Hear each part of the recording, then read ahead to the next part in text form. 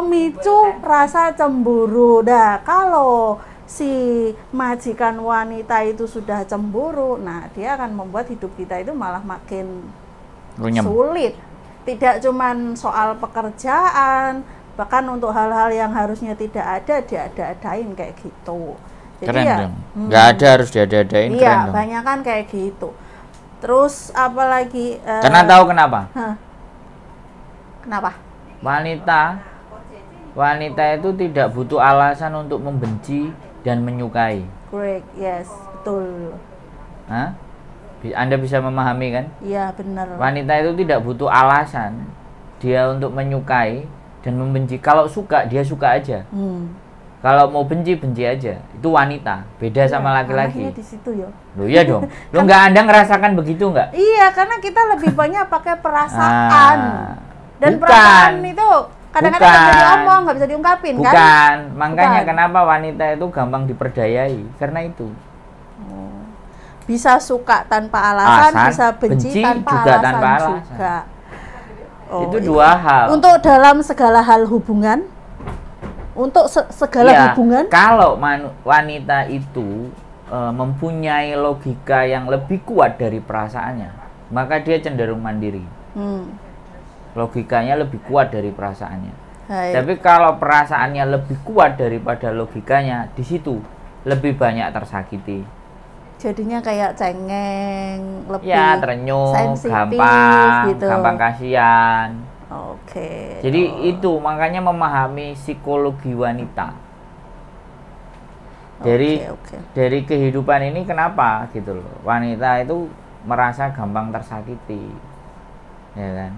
Terus wanita kalau sudah terlalu kebal disakiti, nah ini sampai nggak terasa. Nah, kalau sudah kebal kan akhirnya mati rasa. Ya iya, sampai kalau dia mati rasa, dia bisa menahan dan tidak melakukan sesuatu yang tidak dia inginkan sampai kapanpun. Nah, itu wanita. Sampai dia menemukan seseorang yang bisa menyentuh hatinya untuk bisa menjadi berubah. Dan itu butuh waktu yang panjang. Nah, itu kan untuk relationship. Nah, kalau untuk hubungan misal dalam seperti kita kan sekarang adalah PMI gitu toh. Nah, bisa. Kalau untuk hubungan keluarga majikan gitu loh itu bisa dipelajari. Jadi di dalam rumah majikan itu selalu akan ada misalnya bukan selalu ya. Misalnya ini kita situasinya adalah ada singsang, ada dadai. Ada anak, ada mertua, ada semua. Yang harus kita lihat adalah dari semuanya itu yang dominan yang mana? Betul. Ya. Nah, ketika yang dominan itu sudah di tangan, maka yang lainnya akan menyesuaikan. Biasanya kan wanita pingin merasa diakui. Betul. Merasa pingin dihargai. Nah, gunakan metode itu, gunakan cara itu. Gitu loh. Nah, ini yang tidak banyak. Kenapa teman-teman merasa banyak konflik di dalam? Karena sama-sama merasa wanita. Jadi kalau ada dua wanita di dalam satu rumah, coba. Kayak saingan. Nah, even though itu kita domestic helpernya. Nah, di situ egosentrisnya, super egonya kita. Jadi merasa bahwa kita sudah melakukan sesuatu, udah bersih-bersih, udah itu seolah-olah kita itu penguasa. Tidak bisa seperti itu. Kita harus mindfulness. Mindfulness artinya menyadari, aku nang ngene iki lha apa? Aku siapa? Tapi bukan berarti loh ya. Merendah. Bukan berarti gitulah. Ya, kalau ada perubahan, misalnya kita nih, apa jenenge? Biasanya masak dirise miring. Nggak tahu kok mutede kok moro-moro kotak. Ngiris jadi kotak kan. Nah, ini kan no reason gitu. Iya, betul. Ya ikutin aja gitu loh. Gak ada susahnya kita mengikuti sesuatu. Wong wedok kan by mood. Dan mood is toxic. Nah, baru saya dapat hari ini. Mood is toxic. Mood itu racun. Bener. Kalau dia by mood, makanya kan. Cara mengatasinya, biar kita tetap enjoy menikmati pekerjaan. Ya tahu tujuannya apa yang harus dilakukan. Orang mood itu karena dia nggak tahu aku kate lapo. Jadi ya wes aku pingin rene, aku pingin ngono, aku pingin ngono, tapi dia nggak punya tujuan. Itu yang menyebabkan mood itu muncul. Dan itu sangat terjadi lebih besar ke arah wanita dibandingkan laki-laki. Kenapa begitu? Karena dia menilai sesuatu dengan perasaan. Jadi ini moody. Bagaimana dengan Anda? Apakah bekerja? Ya. Ya, untuk sekarang ini ya di akhir-akhir inilah setelah memperbarui circle lah, setelah jangan diketawain guys. Aku bener ngerasain lah, bener lah. Ada nilai ya. Ya, ada sesuatu yang berbeda. Ada. Karena Anda bergaul dengan orang-orang yang rusak ya, makanya bukan jadi begitu. bagus. Maksudnya gini loh. Tadi loh gini. Cara berpikirnya pun sudah beda cara berpikir beda, cara menyikapi bukan target ya, maksudnya otomatis kan yang di rumah majikan itu adalah seperti kayak ininya kita gitu kan. Kalau dulu mungkin masih kayak lihat aku, ini loh aku tuh begini, ini masih kayak gitu. Kalau sekarang enggak. Kalau sekarang udah dibalik. Aku yang iniin mereka kayak gitu. Maksudnya menyesuaikan apa yang mereka mau, apa yang mereka butuhkan, enggak apa-apa lah. Kita itu kayak ibarat anak panah yang busurnya kita tarik ke belakang sejenak untuk melesat jauh lebih Kalimat jauh gitu. Jadi ya wes lah, aku ngalah sauntoro turunnya cuma 2 tahun. Setelah ini ya sudah. Kan gitu toh. Sebenarnya bukan ngalah sawetara. Tapi kita lebih kalau aku berbicara itu memahami situasi. Menyesuaikan keadaan ini hanya 2 tahun. Kan ibarat, tapi itu kan memang bener-bener kita harus yo nak wong Jawa kebanyakan ngomong yo mau ngalah sik lah rapopo untuk lebih ini gitu loh. Supaya yo mau yo kadang-kadang banyak ngalah sih. Gimana itu maksudnya? Tahu diri. Oh betul, ya mungkin tahu diri itu jauh lebih tepat kata-katanya ya. Ngalah itu cenderung Anda yang merasa bersalah, tidak begitu. Kayak kita terus yang nggak benar gitu ya. Tidak, Anda itu benar. Betul, Anda itu benar. Karena Anda merasa benar, belajarlah tahu diri. Nah, cuman kadang banyak mbak-mbak itu gini, dalam satu keluarga majikan itu kan pasti ada komponen. Enggak semuanya sama gitu loh. Ya kan mungkin sama dong. Entah itu dari karakter, dari sikap, dari ininya gitu. Nah, kebanyakan mbak-mbak itu pasti akan bersikap baik dengan yang baik sama dia. Itu manusia? Itu manusiawi. Bukan mbak-mbak. All human. Semua orang dia akan merasa baik ketika orang itu memperbaiki. Kan tadi dibilang di keluarga majikan, aku bilang di satu keluarga majikan. Tapi konsep ini itu juga berlaku bahwa setiap manusia selalu berasanya begitu. Iya, ya dia betul. Tidak baik kepada orang yang nggak baik juga. Sebenarnya enggak. Iya, sebenarnya enggak. Kan kita gitu. misalnya dalam keluarga ya kan seperti yang Anda sampaikan tadi. Oh sing iki baik, terus akhirnya kita baikin ini. Ngepi juga. Padahal sing bayari iki. How come?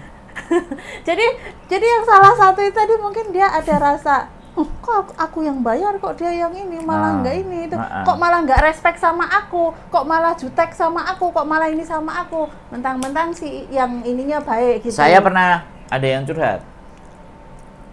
Jadi ceritanya dia dijeng sama Dadai, Singsang,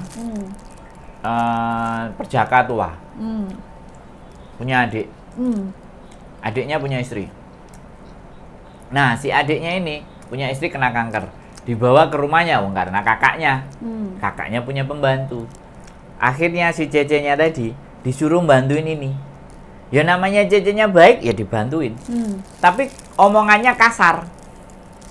Yang sakit apa yang adiknya? Adiknya. Suruh nyuciin semuanya. Jadi seolah-olah si cecenya ini pembantunya adiknya, bukan pembantunya Singsangnya. Singsangnya udah nyuruh. Nah, dia cerita ke saya. Kemudian ngomong sama Singsangnya. Aku terus gimana? Ya ngomong. Adikmu itu nggak bayari aku. Adikmu itu nyuruh aku. Di kontrak yang nyuruh aku, yang bisa nyuruh kamu nyuruh aku seenaknya itu kamu. ya sudahlah kamu bantuin saja mereka. Kan seperti itu. Lah mbaknya kan stres. Sudah sering nyuruh-nyuruh, nggak ngasih tambahan, dan dia tidak tercantum di dalam kontrak. Nah, terus apa yang harus diperbuat? Ambek aku, ya ngapain kamu disuruh-suruh mau, nggak usah. Dia mau marah-marah aja. Kalau Anda mau melakukan kebaikan buat 2 orang tadi, karena itu tidak masuk dalam bagian kontrak, Anda orang yang baik hati ya. Karena tidak tertulis jumlah orang itu jadi, tadi. Jadi ini kasus ini berbeda ketika satu rumah ada keluarga 4 yang hanya yang baik dengan kita 1, yang 3 enggak. Ini beda. Kasusnya seperti yang Anda ceritakan dengan yang saya ceritakan ini tadi. Makanya situasi itu yang tahu kan teman-teman. Iya betul. Nah saya itu coba ketika ada yang cerita, saya itu mencoba menggambarkan situasi di lingkungan mereka itu seperti apa dari ceritanya mbaknya. Tetapi saya nggak selalu semerta-merta apa yang disampaikan mbaknya saya iyakan. Pertanyaan saya selalu, kenapa kok begitu? Ya kan? Kenapa mbaknya itu sampai mengutarakan yang seperti itu? Kejadiannya itu gimana? Jadi saya melihat dari sisi yang berbeda. Ya kan? Kalau dalam kontrak ada 4 orang, ya bagaimana dengan keempat-empatnya kita baik? Iya, karena emang tertulis. Ada karena 4. Emang 4 itu yang harus kita layani kan gitu. Terus ada lagi, ya kan? Ada kan yang tipikal di mana setiap Sabtu malam Minggu keluarganya datang banyak, ya. Dilayani untuk makannya. Ya, habis itu mbaknya kan lama-lama ya capek, mbaknya pinter masak, dipameri begini-begini dan begitu. Ada yang terima ya sudah, ada yang nggak suka, ya kan? Ya kan? Disuruh majikannya belanja ini nih masak. Ya, kalau bagi saya, kalau tidak terima, ngomong ke dade singsangnya. Sabtu ini kan masak banyak nih, aku nggak menolak, ya kan? Aku nggak menolak suruh masak, aku oke. Tapi tolong ya, karena ini di luar dari biasanya, bisa nggak kamu tambahin aku dikit? Ngomong aja baik-baik kayak gitu. Iki tujuannya aku kesel loh, aku aslinya ngadeni wong 4 wong 5, tapi saiki kok kon ngadeni wong 20. Boleh. Ngomong boleh. Jadi nggak ada masalah. Kalau ada yang ngomong terus langsung dimarahi, sensitif bla bla bla bla bla, ya sudah. Kalau dia marah ya sudah, nggak usah masak kan beres. Kalau untuk hal itu tuh saya sendiri juga ngalamin lah. Jadi ya mungkin bisa seminggu sekali, bisa 2 minggu sekali. Itu pasti majikan perempuan ngundang keluarga kakaknya lah. Itu ada 3 orang datang gitu. Tapi kalau menurut aku sih ya nggak tahu dah, mungkin aku pikir sih ya nggak apa-apa lah, orang nggak setiap malam. Tapi kalau kita gitu ngelakukan seperti itu dan dari hati oke, iya kan? Suatu saat kan dia melihat pancaran lelah dan capeknya kita tuh. Atau kalau pas lagi beres-beresin, resein sedikit aja, lontang piringnya apa, biar mereka tahu bahwa anak ini nih capek. Pak BH itu isyarat. Dan mereka sebenarnya tidak suka dengan isyarat. Piye pangananku enak ya? Enak. Kesel masamu ngalih. Dia pasti akan ngomong ke majikan kan? Cicemu Pak BH nek ngon masak ngene-ngene. Lah, terus dijak. Hongkong itu mainnya begitu. Enak panganmu, enak, gue enak, badok tok aku sing kesel. Boleh. Karena dia tidak bagian dari keluarga kita. Tidak bagian dari dalam kontrak kita, boleh bilang kayak gitu. Jadi enggak, maksudnya itu masih normal gitu. Nah, gitu. Tinggal masalahnya teman-teman itu berani nggak? Teman-teman berani nggak ngomong kayak gitu? Okay. Nyemantani nih orang Jawa itu, nyemantani kayak gitu tuh berani nggak? Padahal sebenarnya nggak apa-apa. Diberesi, biar enak tak enak. Aku pas nanti cerdas nonton. Capek. Jadi matamu kan, jadi kayak gitu. Jadi masalahnya majikanku perempuan tuh kalau kakaknya mau datang gitu ya, dia sore udah gini, Nah, nanti Kace datang ya sama suaminya sama anaknya gitu. Kamu masaknya agak banyak sedikit. Gitu. Dia ngomongnya cuma gitu doang. Kadang 2 minggu sekali, kadang seminggu sekali. pengo cilo. Kakaknya yang ngasih duit. Karena aku duit kan. Kakaknya ngasih duit. Ayo, kalau dia kakaknya yang ngasih duit berarti itu memang baik. Ngasih duit. Dia ngerti. Kadang $50. Terus nanti kalau pulang, maaf ya ngerepotin kamu. Nah, berarti Anda masuk di keluarga yang baik. Keluarga yang tahu aturan. Kan nenek sing keluarga nggak tahu aturan. Terus nanti kalau udah kelar makan gitu, ngomong gini, kamu makan kenyang nggak gitu? Mesti nise poma gitu loh. Kamu udah makan kenyang belum? Sudah banyak gitu. Banyak cara. Kalau nggak nyemantani waktu di meja makan ya, sepatunya yang ditaruh di luar ongkre-ongkre. Terus kakaknya tuh selalu bantuin. Terus bingung gitu loh. Iku setiap rene kok sandalku emang tak tapi kok saiki diongkre-ongkre. Mau nggak mau dia kan udah isyarat. Terus si kakaknya itu bantuin kayak ngangkatin piring ke belakang gitu. Iya, intinya oke lah, makanya aku ya sudahlah gitu. Anda masih ketemu yang baik. Enggak secara khusus dia langsung masaknya. Emang setiap hari kan aku masaknya banyak loh. Jadi ya udah aku anggap normal. Cuman yang menjadi persoalan yang berikutnya adalah teman-teman itu nggak tahu caranya ngomong. Makanya nek carane ngomong gak iso ya piring ambek mangkoke dibantingin nang ngarepe DE. Gak iso ya sandal sepatune sing nang jaba diorat-arit, diberantakin kan mikir dia. Sorry ya, saya ngajari hal yang nggak benar buat teman-teman. Tapi biar emosi kalian bisa dilampiaskan. Terlampiaskan. Iya, karena kalau tidak bisa melampiaskan emosi kalian, ya. Nanti jadi itu depresi. Telepon aku kan enak. Nek telepon aku enak. Tak ewangi emosi pisan. Mungkin untuk hal ini itu setiap orang cara menyikapinya beda-beda lah Mas Andro. Soalnya kan ada orang yang bisa ada orang yang bisa langsung dalam keadaan itu dia langsung kayak emosi lah, nggak suka lah ini itu terus kelihatan di muka dia gitu. Ada juga yang bisa nyembunyiin. Tapi ada juga yang memang tapi nanti di belakang rasain. Ada juga yang gitu loh. Jadi ya tergantung si cece-cecenya itu apa yang dia rasakan, ya itu yang Anda ini ekspresikan gitu. Mungkin kayak gitulah. Ya bagi saya nggak pernah ada masalah. Yang masalah kan kalian-kalian. Iya. Bukan saya. Maksudku gitu. Jadi untuk tete-tete silahkan. Kalau memang majikan suka ngundang saudara, ngundang teman, ngundang apa, ekspresikan apa yang Anda rasakan gitu loh. Kalau Anda welcome, ya silahkan. Kalau Anda ngedumel di belakang, ya tahan. Kalau Anda mau memperlihatkan apa yang Anda rasakan, ya udah lakukan saja gitu loh. Maksudnya itu ya seperti itu, jangan dipendam-pendam nanti jadi bisul. Kalau nggak mau lagi, lebih ekstrim lagi, kasih garam banyakan masakannya. Kalau berani, ya udah ngomong aja. Biar gitu, dia nggak makan atau seperti yang tadi Mas Andro katakan, ungkapkan apa yang kalian rasakan gitu lah, biar enggak jadi masalah di belakang hari gitu. Rendang, Mbak, boleh dimakan, Mbak. Iku ngerti nggak rendang apa? Aku pikir kentang waktu itu. Ya, singkong, rendang singkong. Ubi. Siapa lagi?